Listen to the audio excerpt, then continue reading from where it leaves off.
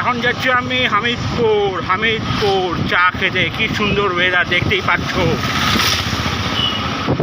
Lovely weather, lovely lovely lovely. ঝাক্কাস ঝাক্কাস। গ্রাম সাইডে দিয়ে যাচ্ছি। এই জায়গাটার নাম হচ্ছে